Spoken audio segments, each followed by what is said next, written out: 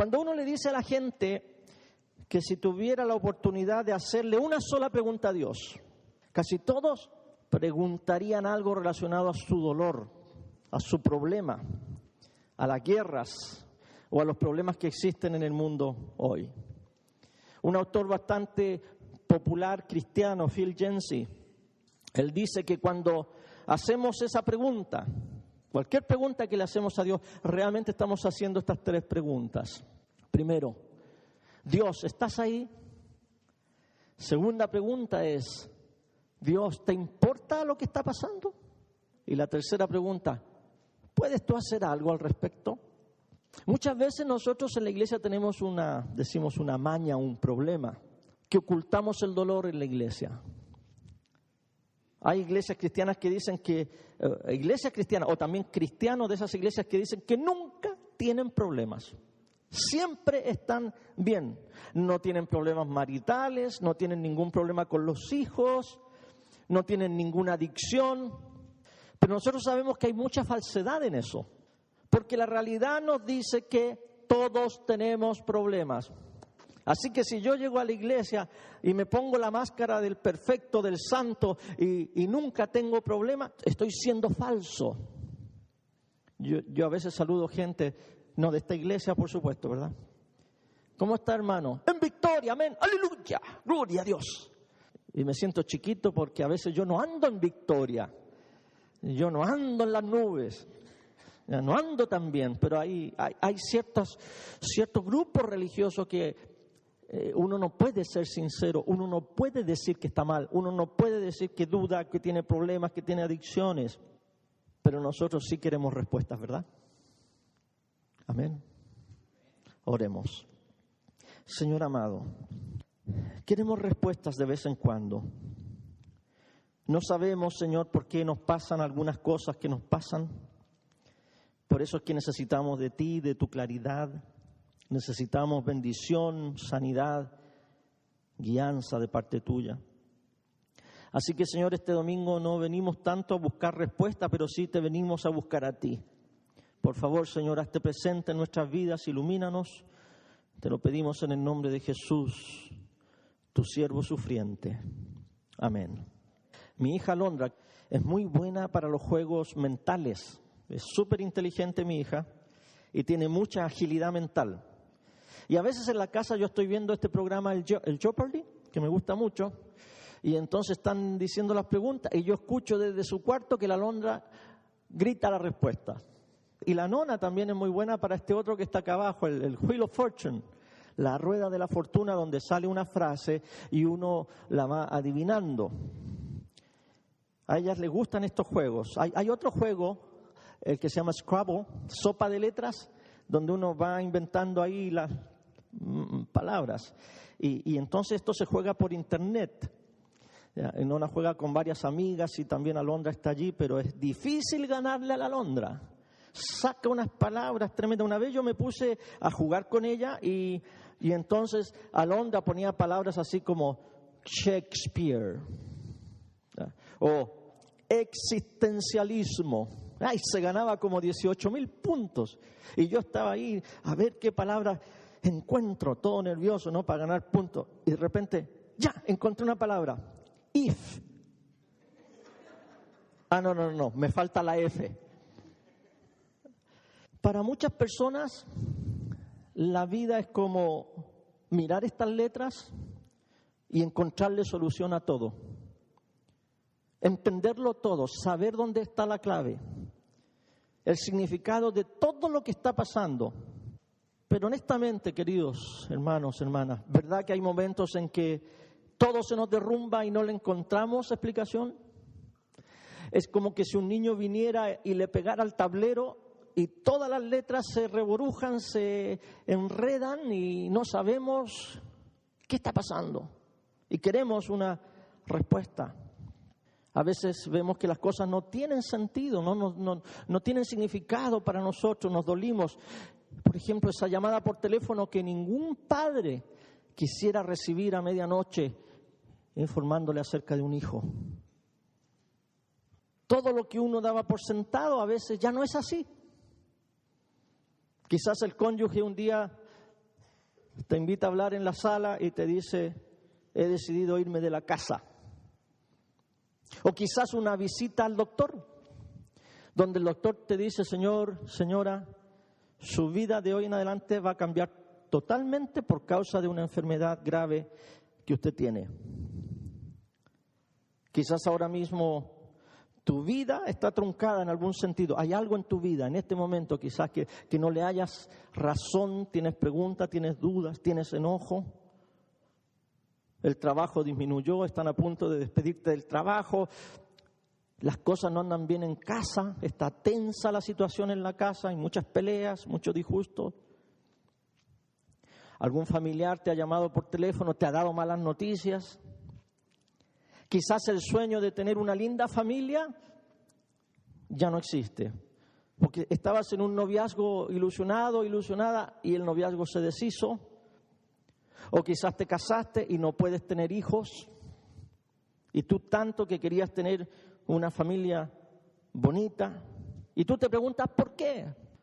¿Por qué las enfermedades? ¿Por qué las adicciones? ¿Por qué los terremotos, los tsunamis? ¿Por qué los tornados? ¿Por qué hay violencia? ¿Por qué mataron al embajador de Estados Unidos en Libia? ¿Por qué la gente queda ciega o paralítica? ¿Por qué le pegó un derrame cerebral a mi mamá, a mi papá? ¿Por qué? ¿Por qué alguien está en diálisis? ¿Por qué alguien tiene que inyectarse insulina? Ahora, los teólogos, por muchos siglos, han tratado de poner las letras que hagan sentido, han tratado de responder y darnos a entender por qué pasan las cosas. Queremos respuesta a tanta interrogante. Ahora, esto de la vida es escuchen bien, un trilema. No es un dilema, es un trilema. Un dilema es cuando yo tengo dos cosas. Me imagino un toro, ¿no? Con dos cuernos. Un dilema, 1, 2. Y estamos lidiando con estas dos cosas y de repente sale un tercer cuerno. ¿Y qué hago con el tercero? Si agarro a este, me queda este otro. Y si agarro a este, acá o este, me pega con este. Es un trilema. Primera parte del trilema. Existe un Dios que nos dice que es todo amor. ¿Es verdad o no? Segundo, existe un Dios que también nos dice que Él es todopoderoso. Ese es el segundo cuerno. Pero luego aparece la tercera parte del trilema. La existencia del mal. Existe el mal. Existe la perversidad y hay cosas malas que pasan en el mundo. Eso es lógico. Y estas tres partes del trilema parecieran contradecirse. Si Dios es amor y es todopoderoso, ¿por qué existe el mal? O decimos, si existe el mal y Dios lo permite, entonces, ¿cómo puede ser amor? Ahora, si Él es amoroso y es todopoderoso, ¿por qué no hace algo? Y ese es el gran trilema. Todos nos preguntamos, por ejemplo, el caso de Hitler, quizás el hombre más malo y perverso que ha existido en la humanidad. ¿O por qué le pasa a un niño algo tan terrible, una enfermedad, una violación, un abuso? Uno pudiera decir, ok, Dios es bueno, Dios es amor, pero si Dios es amor, entonces no es poderoso porque no hace nada frente al dolor. Quizás agarro el otro cuerno y digo, no, Dios es poderoso, Dios lo puede hacer todo, no hay nada que Dios no pueda hacer, pero si es poderoso, entonces no tiene mucho amor, porque si tuviera amor y es poderoso, entonces Él nos aliviaría de los problemas que tenemos en la vida. ¿Verdad que todos nos hemos preguntado alguna u otra vez estas interrogantes en nuestras vidas? Y como en el sermón anterior, yo les enseñé que las cosas hay que verlas desde otra perspectiva. ¿Se acuerdan del que le tocaban la bocina en el sermón anterior? Hoy también yo quiero que usted mire las cosas desde otra perspectiva. Uno pudiera pensar que si Dios es amor y todopoderoso, entonces mi vida tiene que ser buena. Si Dios es amor y es todopoderoso, entonces Él puede hacer que ningún familiar mío se muera, ningún amigo mío se muera, porque Dios me quiere feliz. Entonces Dios, si es poderoso y amoroso, entonces Él no quiere que yo nunca tenga problemas económicos, nunca me enferme. ¿Verdad que solo decirlo parece ridículo? Es un poco ridículo pensarlo así. Nunca decimos eso, ¿no? ¿Por qué? Porque sabemos dónde vivimos, sabemos el tipo de mundo en el cual estamos. Pero aún así, sabiendo que es ridículo, que en todo me vaya bien y que nadie se muera, aún así hay muchos cristianos que actuamos como que así fuera. Parece que sabemos nosotros cómo es el universo, cómo tienen que funcionar las cosas, y si no funcionan las cosas como yo pienso que deben de funcionar, entonces yo me enojo, pido una explicación y Dios me la tiene que dar. ¿A quién? A mí, por supuesto. Dios me tiene que traer la explicación y se tiene que presentar en mi oficina y me tiene que dar explicación por qué las cosas no funcionan como yo pienso que deben funcionar. ¿Se fija que esa perspectiva está totalmente errada? Está muy errado pensar que lo malo viene de Dios. De hecho, Lamentaciones 3:33 dice, porque Él no castiga por gusto, ni aflige a los hijos de los hombres. Ese es Dios. En ese mismo capítulo, va 10 versículos más atrás, se va a dar cuenta que hay un pasaje precioso donde la Biblia dice que las misericordias del Señor jamás terminan. Pues nunca, dice, fallan sus bondades, son nuevas cada mañana. Grande, dice Lamentaciones, es tu fidelidad. Así que no nos olvidemos que Dios nos creó perfectos. Cuando el ser humano estaba en el jardín del Edén, allí no había ningún desastre, ningún problema como los hay hoy. Pero, y ahí está la gran tristeza, pero Adán y Eva eran humanos. No se nos olvide. No eran cromañón, no eran neandertales, no eran animales. Dios los creó y eran humanos. Entonces, como eran seres humanos, actuaron como seres humanos. ¿Qué significa ser humano? Significa que tú y yo y Adán y Eva tenían la capacidad de elegir. Eso se llama libertad. Dios los creó con libertad, con una voluntad libre. En teología decimos libre albedrío. Ellos podían elegir seguir a Dios, por un lado, o podían elegir rechazar a Dios. Y ya sabemos lo que pasó, ¿verdad? Decidieron, en su libertad, rechazar a Dios. Y ahí entramos todos nosotros, porque así como Adán y Eva eran humanos, tú y yo también somos humanos y tenemos la misma maña. Romanos 5:12 dice, por tanto, tal como el pecado entró en el mundo por medio de un hombre, y por medio del pecado la muerte, así también la muerte se extendió a todos los hombres, porque todos pecaron. Bienvenido al club, por si no sabía, usted era miembro desde que nació. ¿Quién es el responsable? Algunos dicen, ay, esta Eva que miró el fruto y que fue y convenció al pobrecito de Adán.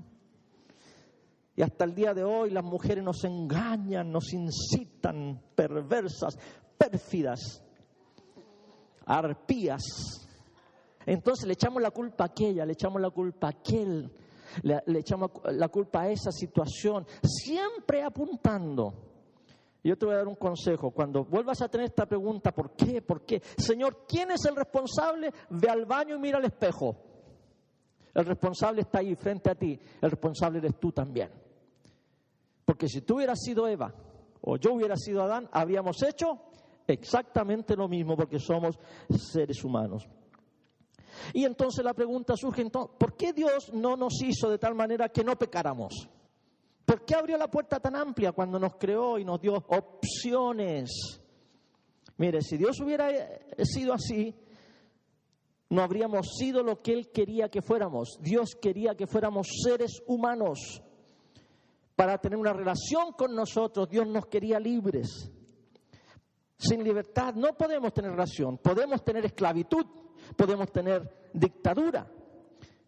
Pero Él quiere que nosotros vengamos a Él y le digamos que sí de propia voluntad, de nuestro corazón. Así que Dios ha escogido no violentar nuestra propia voluntad. Y al elegir eso, Dios deja abierta la posibilidad del sufrimiento. Dios pensó que era bueno correr el riesgo. Nos creó a su imagen, dice la Biblia. O sea que no somos robots, Dios no es robot, Dios es libre y nos hizo a nosotros también libres. Así que el mal es parte esencial de nuestra voluntad libre. Y así fue entonces como nuestro enemigo entró al mundo. Usted sabe quién es nuestro enemigo, ¿verdad? Tiene muchos nombres: Satanás, Lucifer, el diablo, el chamuco, el espíritu de las tinieblas, Luzbel, el padre de la mentira, el acusador, etc. Ahora, ¿de dónde viene él? ¿Dónde está el origen de Satanás? En el cielo mismo. Era una criatura de Dios, muy linda, exaltada, un arcángel hermoso. Pero dice la Biblia que surgió en él orgullo. Surgió en él la envidia, quiso ser como Dios. Ahora, no es que hubo en el cielo una gran batalla, no. Nomás es que el diablo se rebeló, Dios no permite rebelión, sencillamente lo expulsó de su territorio, de su presencia, expulsó a Satanás de la presencia misma de Dios. Y desde entonces, este personaje se ha dedicado a destruir todo lo que Dios ama. Todo lo que Dios hace lo quiere interrumpir, lo quiere estorbar. Todo lo que está en el corazón de Dios y que es bonito para Dios, Satanás lo quiere echar a perder. Y especialmente este planeta. En este planeta, aquí puso Satanás sus cuarteles generales. Y los seres que vivimos aquí en este planeta, hechos a imagen de Dios, tenemos que lidiar con el enemigo de nuestras almas. Jesús dijo: en este mundo tendrán aflicción, porque en este mundo actúa el mal, en este mundo está Satanás gobernando. Por eso es que el mundo está como está. Dios no es inventor de lo malo, Dios no inventó la maldad. La maldad es un parásito que se nutre de todo lo bueno de Dios. No crea usted que aquí está Dios y aquí está Satanás, y que Satanás se enfrenta a Dios y tiene el mismo poder de Dios. No, nunca crea eso, porque no es verdad. Solamente existe Dios. Dios es todopoderoso y el diablo es un parásito milimétrico que irrita muchas veces los planes perfectos que Dios tiene para nosotros. Nunca crea que aquí está el angelito bueno y acá está el angelito malo. No crea que Dios está luchando con el diablo así, cara a cara, porque el diablo es como un ratón al lado de un elefante. No, eso es mucho. El diablo es una hormiga al lado del elefante. Nada más. Nunca equipare usted el bien y el mal a la misma altura. La maldad es un parásito que se nutre de todo lo bueno de Dios. Por ejemplo, la perversión sexual es cambiarle el sentido a la maravillosa creación sexual que Dios hizo. La glotonería no es más que la perversión de algo maravilloso que Dios creó, la alegría de comer, ¿verdad? Y de alegrarse con los amigos y comer algo rico y disfrutar. Y entonces viene el diablo y no te hace solamente comer, sino te hace ser glotón y depender de la comida. Y llega a ser para ti la comida un ídolo. Entonces el diablo pervierte lo bueno, todo lo bueno de Dios. Él no es creativo, él nomás se mete en lo que Dios ya creó. Todo lo que en este mundo es pecado resulta de lo bueno que Dios hizo. Así que hay una guerra aquí. ¿Ya? Pero no es una guerra de poderes iguales. Es más que nada como una guerra civil, como una guerra de terroristas. Aquí está el poder de Dios y viene el mal y viene el diablo como un Osama Bin Laden por ahí y le muerde los talones a Dios y luego se corre y se esconde. No es una guerra a la par, sino que es el bien, es Dios y el mal molestando, como en una guerra civil. Pero nosotros sabemos en qué va a terminar todo esto, ¿verdad?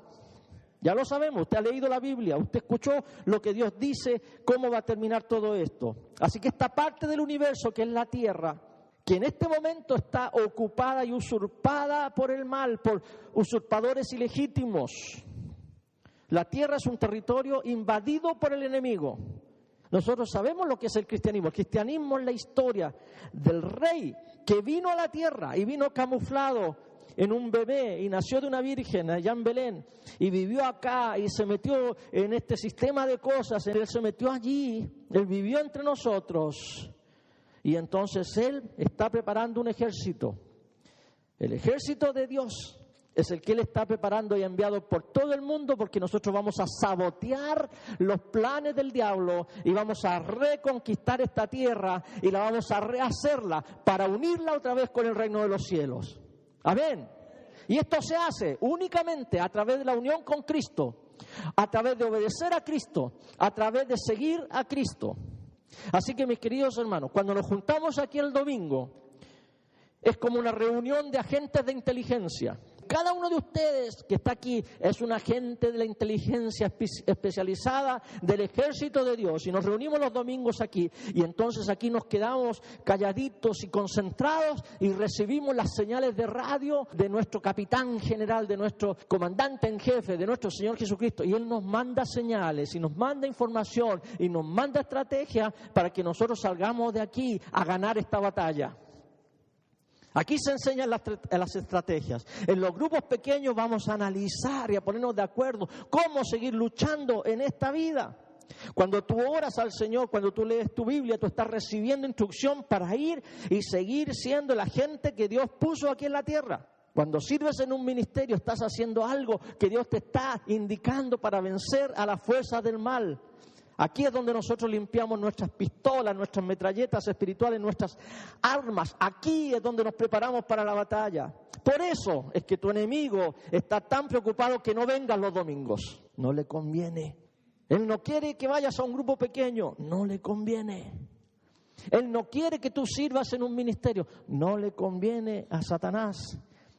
Entonces, como no le conviene, Satanás va a usar todo lo que está a su mano para prevenir que vengas a la iglesia.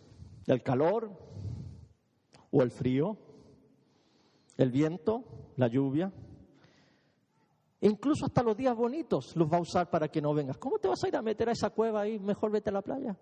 Va a enviar visitas paracaidistas. Los que llegan el sábado de la noche se quedan ahí sin avisar, o llegan el domingo en la mañana tempranito a las 9 y ya, ay, mi hijo, ya no podemos ir a la iglesia porque llegó la comadre. Eso es un plan del diablo, porque él sabe que aquí en la iglesia vas a recibir entrenamiento. Te va a hacer sentir muy ocupado o muy cansado. No vengas a la iglesia. Te va a hacer pensar que eres muy inteligente como para ir a un grupo pequeño. O te va a hacer pensar que eres muy tonto, que eres muy tímido para estar en un grupo pequeño o en una clase. O el diablo va a hacer todo lo que sea posible para que no vengas aquí los domingos de 9 de la mañana al mediodía.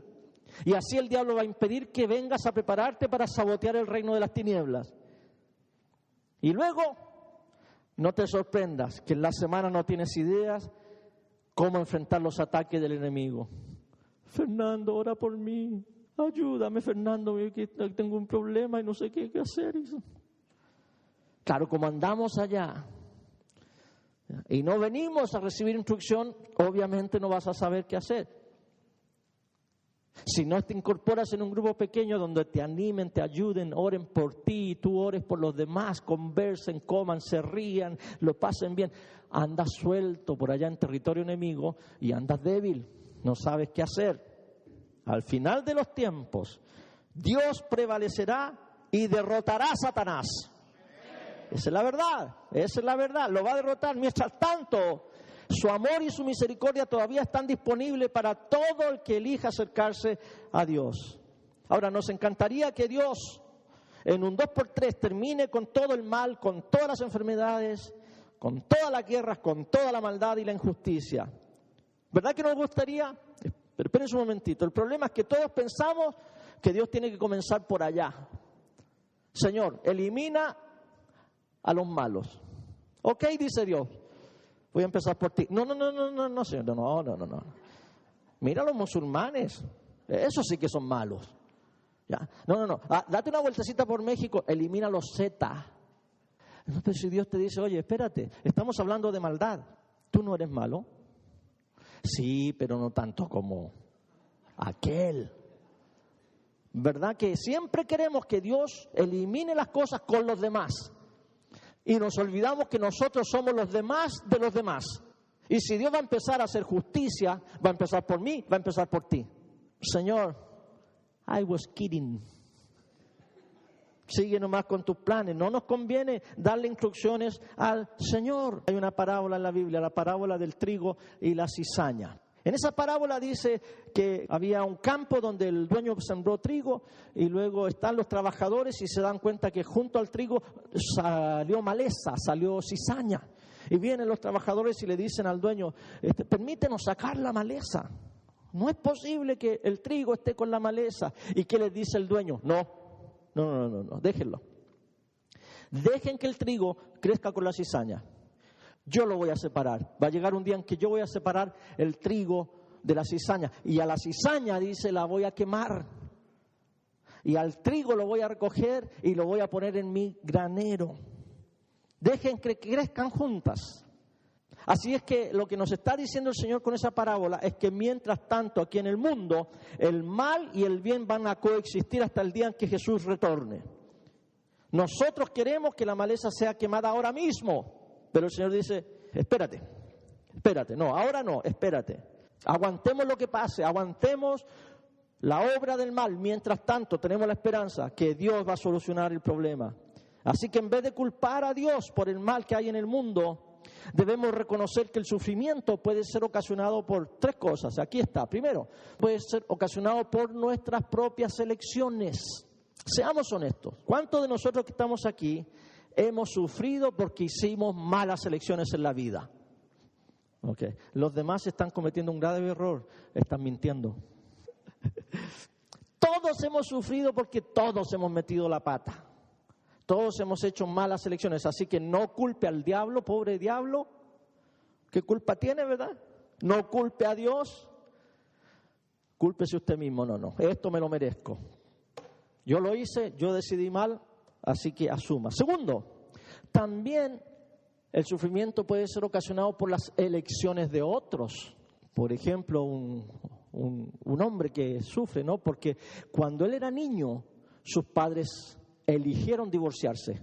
Sufre él, pero no es su culpa, es por otros. No es la culpa de Dios, no es la culpa del diablo, no es la culpa de nadie. Es la culpa de esas personas que por sus elecciones afectaron a otros. Tercero, también el sufrimiento puede ser ocasionado porque este mundo está caído. Hay cosas que en este mundo pasan porque este mundo está desconectado de Dios y hay cosas que nos afectan, los huracanes, los terremotos, las inundaciones, la violencia en la gente que no ama a Dios. Así que mientras el trigo y la cizaña estén aquí juntos, esa es la realidad. El cuchillo va a cortar el pan, pero también va a cortar mi dedo. La ley de gravedad te va a mantener cómodamente sentado en tu silla, pero también te va a hacer caer de la escalera o caer de la ventana. Los terremotos destruyen casinos y prostíbulos, pero también destruyen iglesias y las casas de los pobres. El cáncer le llega a los creyentes y a los ateos por igual. No te preocupes, un día Dios va a separar el trigo de la maleza, pero mientras tanto no creas que tú tienes derechos y prerrogativas especiales como criatura humana, seguidor de Jesús. Si eres un discípulo de Jesús, eso significa que Él te ha enviado a este mundo, no para librarte del sufrimiento, sino para que tú te identifiques con los que sufran. Te ha mandado a entender el sufrimiento de los demás y acompañar en el nombre de Jesús a los que sufren. Y entonces me pregunto yo, ¿por qué la mayoría de nosotros los cristianos estamos más preocupados de nuestro beneficio personal, de nuestras vacaciones, de nuestros viajes a Las Vegas, de nuestra ida a la playa? ¿Por qué estamos más ocupados nosotros en beneficiarnos a nosotros mismos, en nuestras comodidades, en el mejor auto, en la mejor casa, en pasarlo bien, en comprar buena ropa, en tener buenas posesiones? Si tú quieres representar a Cristo aquí en la tierra, no esperes que tu vida esté exenta de sufrimiento. Vas a sufrir. Y dice la Biblia, bienaventurados los que sufren, dichosos, alegres, porque ellos serán consolados. Y especialmente bienaventurados si sufres por causa del Señor. Hay muchos que sufrimos por causa de que somos mensos. Y si es así, sufra calladito nomás. Pero si usted sufre porque usted es correcto y usted es seguidor de Jesús, gloria a Dios. Más bonito es sufrir por causa del Señor. El jueves pasado escuché a Tony Campolo, un famoso predicador, que nos contaba un testimonio de un muchacho homosexual, un gay, que en la high school todo mundo lo ridiculizó, se reían de él. Después de educación física, cuando se estaban bañando, lo molestaban, le pegaban con la toalla mojada, lo tenían en un rincón de la ducha, de la regadera, insultándolo, escupiéndole y pegándole con la toalla. Ese muchacho llegó a la casa esa tarde y se ahorcó en su cuarto. Y uno se pregunta, ¿y dónde estaban los cristianos? ¿Dónde está el muchacho de high school que ama a Dios y es cristiano? Estaba apoyando al muchacho gay, le estaba diciendo, no te preocupes, yo te voy a defender. Hay muchos muchachos que uno le dice, ¿y por qué no lo hiciste? No, porque si yo lo hago me van a decir que yo también soy de los mismos y me van a molestar, así que yo mejor no me meto. ¿Por qué no lo defendiste? ¿Por qué no te hiciste amigo de él? ¿Por qué no lo llevaste a la iglesia? No, porque ¿qué van a decir de mí? ¿Se van a reír de mí? Yo no quiero que la gente se ande riendo de mí, que mis amigos se rían de mí. Bueno, ¿y dónde está la palabra de Dios que dice, bienaventurado cuando te persigan y digan toda clase de mal contra ti mintiendo? Porque así dice el Señor, persiguieron a los profetas de antaño. El cristiano tiene que estar dispuesto a sufrir. Los jóvenes tienen que estar dispuestos a defender a los más débiles en la escuela. Y si alguien te dice algo, y si alguien se ríe de ti, que no te importe. Tú tienes que estar siempre al lado de los débiles, siempre al lado del que sufre, siempre al lado del que es ridiculizado. Sea gay, sea lesbiana, sea drogadicto, sea gordo, sea flaco, sea chico, sea malo para el deporte. En esas personas es que nosotros debemos concentrarnos y ayudarlos porque están sufriendo. Así que esa es la vida del cristiano. Y si sufres por ser cristiano, vas a estar en muy buena compañía porque Jesús sufrió. Él fue insultado, fue perseguido, fue ridiculizado, fue torturado, fue escupido y fue crucificado por hacer el bien. Así que te digo, las posibilidades de sufrir van a aumentar cuando te hagas cristiano, pero cristiano comprometido. No crisuma. ¿Usted sabe lo que es un crisuma? Es un cristiano a su manera. Hay mucho crisuma en la vida. Cuando viene el sufrimiento, yo tomo mi propio camino. C.S. Lewis dijo algo muy importante, aquí está. Si tú crees que el cristianismo es una religión para pasarlo bien y ser feliz, estás muy equivocado. Para eso mejor que te compres una botella de buen vino. Lo vas a pasar bien y vas a ser feliz, pero no vas a ser cristiano. El cristianismo Dios nos lo trajo aquí para que seamos un pequeño pueblo muy feliz. El cristianismo lo trajo Dios a la tierra para que seamos un ejército sufriente que conquista esta tierra que está llena de maldad y de perversidad, la reconquista para Dios. Es una vocación elevada para seguir al Maestro a través del sufrimiento. Así que antes de escuchar a todos esos predicadores de la tele que te hablan de pacte con Dios, mande su ofrenda y Dios la va a sanar, Dios le va a bendecir, Dios le va a dar. Incluso hasta hace años atrás, muchos años atrás, se cantaba un corito que decía la ofrenda, la ofrenda, la ofrenda del Señor. Si tú das un centavo, el Señor te da dos. Está buena la cosa. Si doy $100, me va a dar 200. No, mejor le doy 10,000 para que me dé 20,000. Qué herejía más grande. Dios no nos llama aquí para que saquemos provecho, para que pactemos, para que yo tenga salud y nunca me enferme y que pase por al lado de un carro bonito, un Mercedes y digo, lo reclamo y proclamo sobre este carro que este carro es de este siervo de Dios. No. Antes de ponerte a creer todas esas herejías, lee tu Nuevo Testamento. Lee tu Biblia y te vas a dar cuenta que esas son falsas enseñanzas. Y otro consejo, no confundas la vida con Dios. Muchas veces le echamos la culpa a Dios de cosas que son de la vida.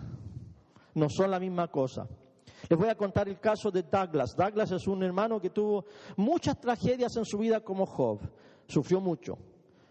Este hermano hizo una decisión y se sacrificó a toda su familia para irse a Chicago a ser pastor en la ciudad de Chicago. Cuando llegó allá no pudo comenzar la iglesia. Al poco tiempo su esposa se enfermó de cáncer. Luego un conductor borracho lo chocó a él y iba con su hija y lo dejó muy mal herido a él y a su hija. Y al poco tiempo de ese accidente se murió su esposa. Si tú le preguntas a Douglas si él está enojado con Dios, él te va a decir, no estoy enojado con Dios. No quiero confundir la vida con Dios. Y él dice, yo no soy un héroe. Yo estoy muy enojado por todo lo que me ha pasado, pero yo sé que Dios también está triste y que Dios también está enojado por lo que me ha pasado. Yo tengo toda libertad para maldecir la vida que me ha tocado, tengo toda libertad de llorar las tristezas y expresar mi enojo, pero creo que Dios se siente igual acerca del accidente que me pasó. Él siente igual. Y he aprendido a diferenciar entre la vida y Dios. He aprendido a ver más allá de la realidad física y he aprendido a ver la realidad espiritual. ¡Wow! ¿Cómo nos falta eso? Porque cuando la vida nos trata mal, o hay cosas en la vida que nos va mal, ¿a quién le echamos la culpa? A Dios. Momento, no confundan la vida con Dios. Son dos cosas separadas y cuando Dios te ve sufrir, Él también sufre. Pero por la libertad que te ha dado y la libertad que nos ha dado a todos, Él nomás espera que seamos pacientes para el final de los tiempos, entonces tener la victoria que ya tiene guardada para nosotros. Tenemos la tendencia a pensar que la vida debe ser justa porque Dios es justo. Pero la vida y Dios no son la misma cosa. Jesús dijo, en este mundo ustedes tendrán aflicciones. Tenemos una relación con Dios que no depende de las circunstancias. Dicen amén. Nuestra relación no depende de las circunstancias. Tenemos una relación espiritual con Dios que nos mantiene firmes cuando la realidad material se nos derrumba. Debemos aprender a confiar en Dios, a pesar de cualquier injusticia o dolor que nos traiga la vida. Tristemente hoy la gente está practicando lo que se llama una fe de contrato. ¿Qué significa eso? Voy a creer en Dios siempre y cuando le amaré a Dios, le seré fiel, le adoraré siempre y cuando, y entonces yo pongo mis cláusulas al contrato. Aquí en Estados Unidos, por ejemplo, tenemos dinero, hay afluencia, siempre y cuando me vaya bien. En África le ponen otras cláusulas al contrato. Y si Dios no me cumple, entonces yo pongo a Dios en libertad vigilada hasta que me empiece a tratar mejor. En vez de creer que siempre nos va a ir bien, debemos aprender a acercarnos a Dios y aferrarnos a Él para poder pasar cada una de las tormentas que nos llegan en la vida. Algunos de ustedes se mantienen alejados de Dios porque están resentidos con algo que les pasó en la vida y lo tienen a Dios arrinconado para ver si cambia de actitud hacia mí. Y mientras tanto conservan la distancia, en vez de acercarte a Él, abrazarlo y pedirle que te guíe en la tormenta. Así que mis queridos hermanos, tenemos que dejar de tener esa fe de contrato en que exigimos. No se nos olvide que Dios está con nosotros en el dolor. Anótelo, por favor. Se sabe en el Salmo 23. Deberían, ¿verdad? Yo enseño en la universidad una clase de español y tarea de este semestre. Los alumnos se tienen que aprender de memoria el Padre Nuestro o el Salmo 23. El Señor es mi pastor, nada me falta. En lugares de delicados pastos me hará descansar. Junto a aguas de reposo me pastoreará, confortará mi alma, me guiará por sendas de justicia, por amor a su nombre, en verdes pastos, aguas de reposo. Pero también sabemos que a veces las cosas son difíciles, ¿verdad? El mismo Salmo 23, más adelantito dice, aunque ande en... O sea que vamos a andar en valle de sombra de muerte. Bueno, ¿y qué pasó con los verdes pastos? ¿Y qué pasó con las aguas de reposo?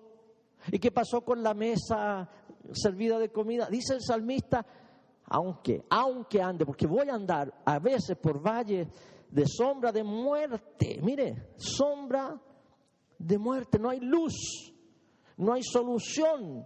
Las oraciones no parecen que sean contestadas. Pero el salmista dice que al estar en el valle de sombra de muerte, porque Jesús dijo que en el mundo tendríamos ¿qué cosa? Aflicción. No temeré mal alguno. Ahí está la clave. Porque tú, oh Señor, tú, no las circunstancias, no la falta de prosperidad o el exceso de prosperidad, nada, ninguna circunstancia. Tú, oh Señor, me haces vivir confiado. ¿Dónde entonces está tu fe? ¿En la circunstancia, en la prosperidad o la falta de prosperidad, en lo que pasa aquí en el mundo, en tu familia, en tu enamoramiento, en tu relación, en tus hijos, en tu esposo o en el Señor? Tiene que estar en el Señor. A lo mejor no vamos a entender todo lo que queremos entender, pero una cosa debemos saber, Dios nos ama, Dios está con nosotros. Romanos 8 dice, ¿quién nos separará del amor de Dios que es en Cristo Jesús? Ahí hay una buena pregunta. ¿Quién? Nadie. Ni lo alto, ni lo bajo, ni lo presente, ni lo pasado, ni lo porvenir, ni principades, ni potestades, ni el diablo, ni mi mujer. Nadie me podrá apartar del amor de Dios que es en Cristo Jesús. Nadie. De eso nos tenemos que aferrar, queridos hermanos. Cristo vivió como nosotros. Él vino a la tierra. Ninguna otra religión puede ofrecer eso, de que Dios baje del cielo a la tierra. No lo puede ofrecer Mahoma, no lo puede ofrecer Buda, no lo puede ofrecer la cienciología, nadie. Solamente Dios envió a su Hijo a la tierra, solo Cristo bajó, solo Cristo se hizo humano por nosotros con el fin de entendernos y acompañarnos en este viaje de regreso hacia Dios. Así que lea Apocalipsis 21 al final de la Biblia y allí está. Cuando el Señor venga y restaure todas las cosas, no va a haber nunca más muerte, ni llanto, ni dolor, ni impuestos, ni gasolina, ni renta, ni asalto a las embajadas, ni musulmanes que se enojen, ni cristianos descriteriados que hacen películas tontas. No va a haber nada de eso. Ni justificaciones, ni preguntas, solo va a haber respuesta y plenitud de vida en la presencia del Señor. Así que ya sabe, ¿por qué el mundo está como está? Ya se lo expliqué. Usted ahora preocúpese de ser un soldado, un agente aquí para llevar este mundo de vuelta allá, a la presencia de Dios donde vamos a estar con Él por la eternidad. Póngase de pie, hermano, y oremos al Señor. Gracias, Padre, por tu palabra. Gracias, Señor, por permitirnos reflexionar en este tema tan importante y tan profundo. Señor, yo te pido que no salgamos de aquí diciendo, qué lindo sermón. ¿De qué sirve, Señor, de que los sermones sean lindos si no los hacemos realidad? Así que, Espíritu Santo, te ruego que en esta mañana selles este sermón en forma práctica en la mente y el corazón de cada uno de los que están aquí, para que ellos puedan, Señor, entender. Tú vas a triunfar sobre la maldad y la perversidad y que nos está llamando para ser agentes de tu reino venidero.